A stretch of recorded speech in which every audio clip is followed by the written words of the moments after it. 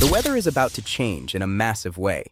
But first, a major Arctic blast is pushing across the country this morning, bringing widespread extreme cold and shattering temperature records for millions of people, especially across the southeastern United States. This has led to falling iguanas across Florida, in addition to incredible snow in the Carolinas. But the weather pattern change that is coming this week will absolutely surprise you. The jet stream is about to take a major turn, which will alter who exactly sees big snow to start February and who sees the most intense cold air over the next 7 days.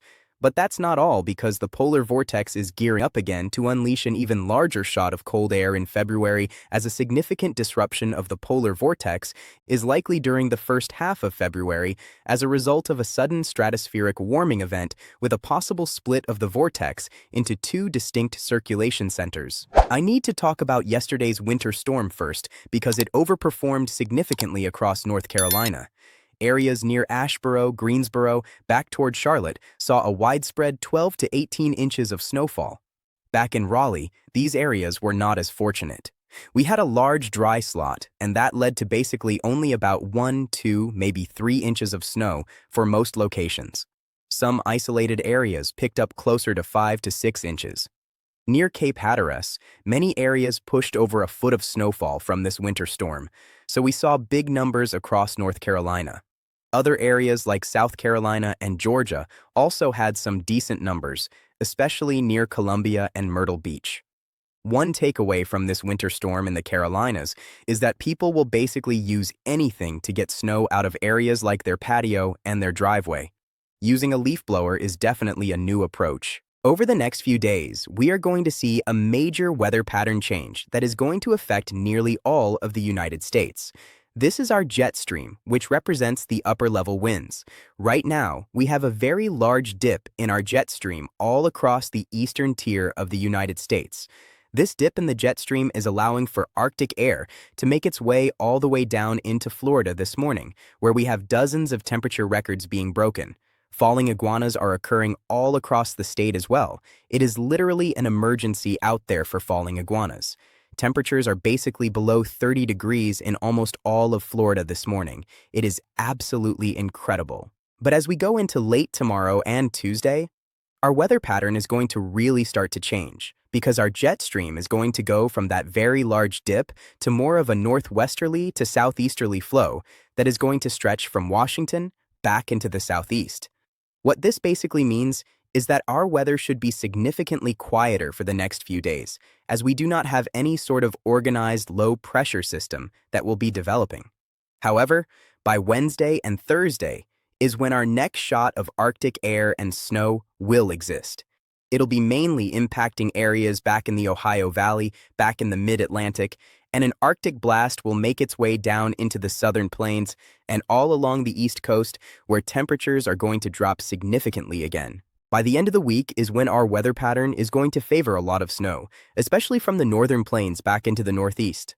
We are returning to the weather pattern that we basically saw back in December, where we saw some favorable setups for snowfall in the Midwest and also the Northeast and even across the Great Lakes. That is because a ridge is going to be building back in the Rockies and along the West Coast. That'll keep areas on the West Coast much warmer and drier. Unfortunately, though, people on the East Coast are going to be suffering consequences, as we will be dealing with below-average temperatures yet again. Another significant Arctic blast by this upcoming weekend. On top of that, we'll be dealing with more snowfall. I know all of you are sick and tired of me saying Arctic blast, but I hate to say it. We're going to be seeing it even more this week. After this Arctic blast makes its way out of the United States tonight and tomorrow, the cold air will linger all up and down the East Coast at least through Tuesday. Wednesday and Thursday, another cold front is going to make its way across Texas back into the Northeast, where temperatures will fall once again by as much as 20 to 30 degrees. So more cold air is on the way. Thursday, Friday, and Saturday is when we're going to get a really strong low-pressure system developing over the Northeast. This could bring some snowfall to areas in New England, the Great Lakes, and the Midwest. On top of that, another significant shot of Arctic air is going to build.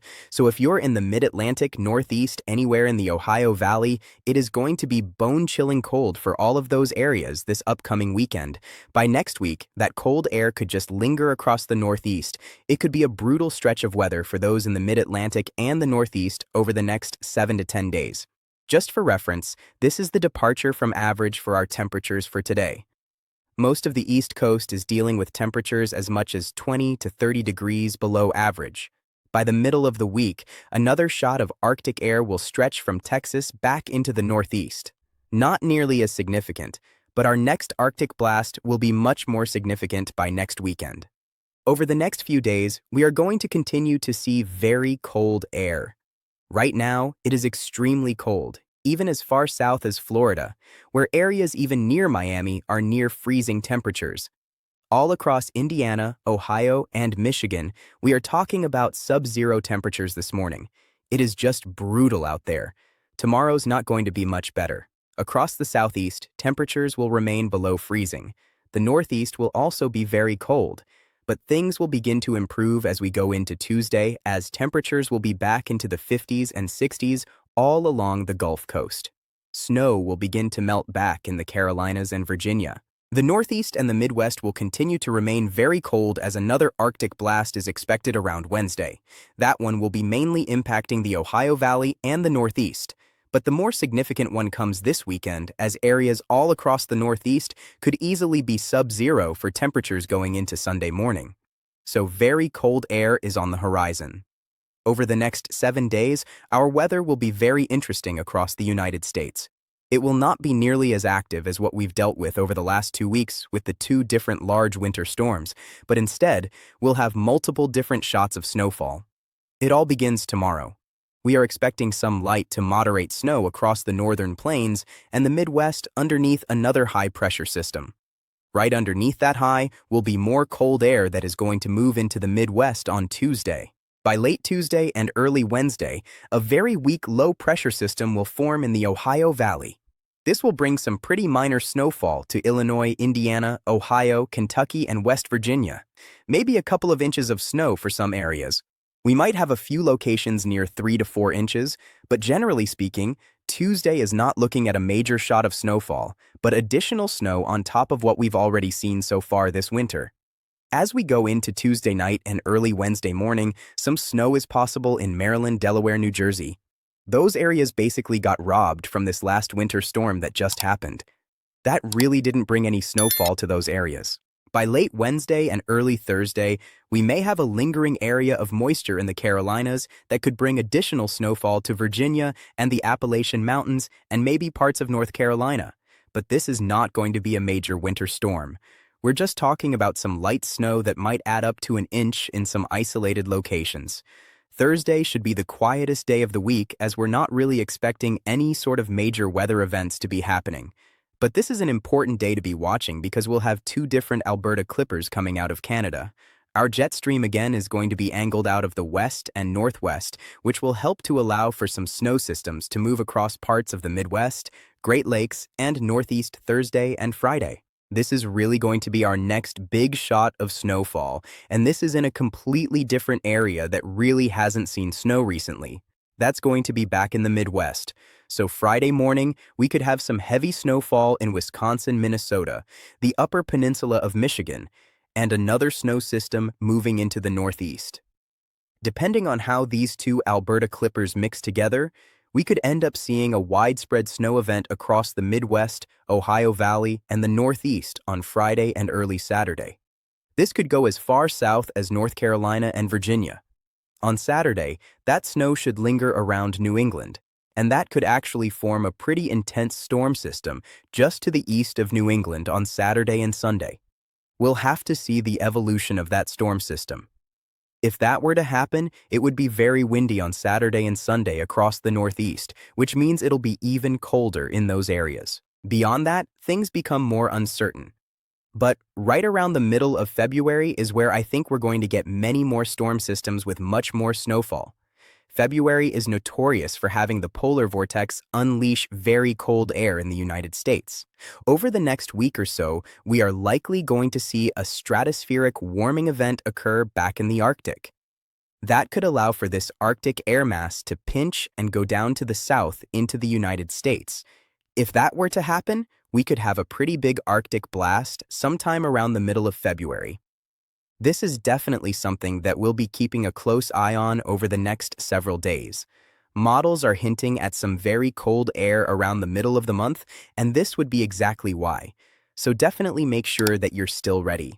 Winter is nowhere near done. February is one of the more active months when it comes to both snow, ice, and Arctic air. The polar vortex disruption I mentioned is particularly concerning. When we get a sudden stratospheric warming event, it can cause the polar vortex to weaken, stretch, or even split into multiple pieces. When that happens, all that Arctic air that's normally locked up in the polar regions gets displaced and has to go somewhere. Unfortunately, that somewhere is usually the United States. We're already seeing signs of this happening in the upper atmosphere. The stratospheric temperatures over the Arctic are beginning to warm dramatically, which is the precursor to these major polar vortex events. If the vortex does split as the models are suggesting, we could be looking at one of the most significant Arctic outbreaks in years. This isn't just about cold temperatures. We're talking about the kind of cold that can be dangerous to human health, that can cause infrastructure failures, that can create emergency situations across multiple states, the kind of cold that makes headlines for all the wrong reasons. The timing of this potential polar vortex split is particularly problematic because it would coincide with the peak of winter storm season. When you combine major snow events with extreme Arctic air, you get the kind of winter weather disasters that can shut down entire regions for days or weeks. What makes this pattern shift so significant is that we're moving from a fairly predictable southern storm track to a much more chaotic northern stream pattern. This means instead of one or two major storms, we could see multiple smaller but still impactful systems moving through different areas on a regular basis. The jet stream configuration that's developing is textbook for persistent cold and active winter weather across the eastern United States. When the jet stream sets up this way, with a strong ridge in the west and a persistent trough in the east, it can lock in place for weeks at a time. This is exactly what happened during some of the most memorable harsh winters in recent decades. The pattern becomes self-reinforcing, with each Arctic blast helping to maintain the overall configuration that allows more Arctic air to flow south. Things will continue to remain very interesting and potentially very dangerous.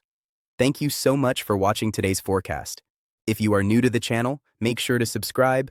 We will have another video probably tomorrow, but if not on Tuesday. Stay safe and stay warm out there, because this winter is far from over.